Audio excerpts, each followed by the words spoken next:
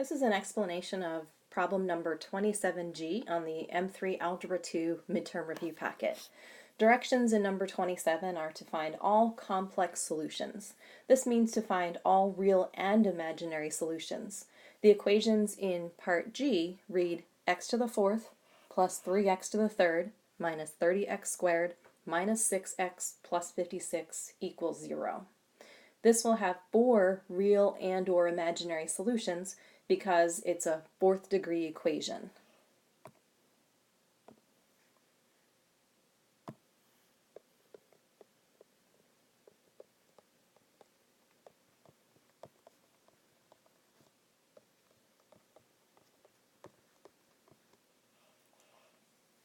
So I know that I can't factor this polynomial because it doesn't fit any of the patterns in the factoring flowchart.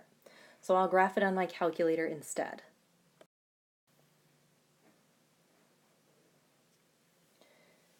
Putting the equation in my y equals screen.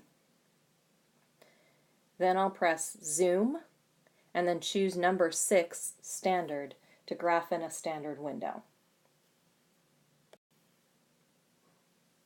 I need to find the x-intercepts of this graph. Press second, trace, and you'll see this calculate menu, and I need choice number 2 to find the zeros.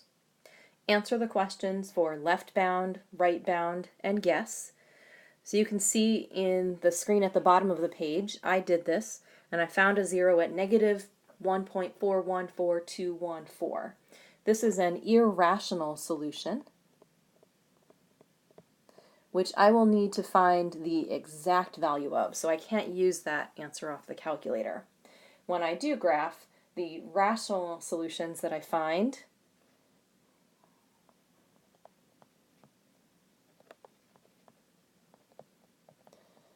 will end up being negative 7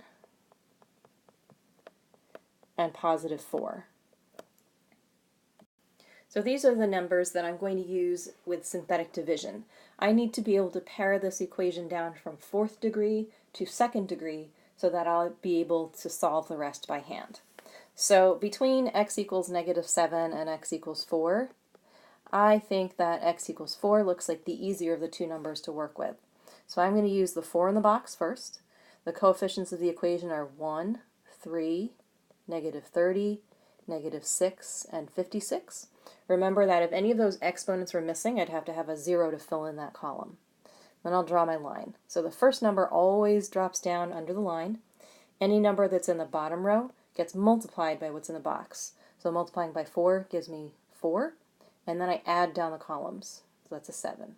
Multiply the number in the bottom by 4 to get 28, and then add down the column, negative 2.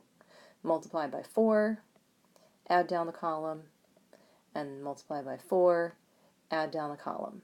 So that 0 I just got in the last column is a good sign. My remainder must be 0 is if x equals 4 is actually a solution to this equation.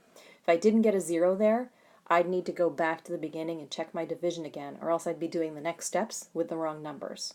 So from here, I'm going to now continue to divide where I left off with the negative 7. I actually have a cubic equation with coefficients 1, 7, negative 2, negative 14. The 0 no longer counts.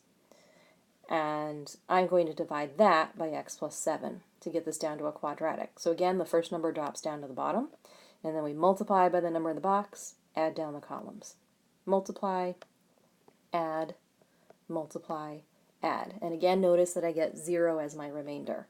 So what's left translates into x squared plus 0x minus 2. And if I set that equal to 0 and solve for x, that will give me my other two solutions, which are positive and negative square root of 2. So my solutions ended up being negative 7, positive 4, positive root 2, and negative root 2. And those are my 4 complex solutions.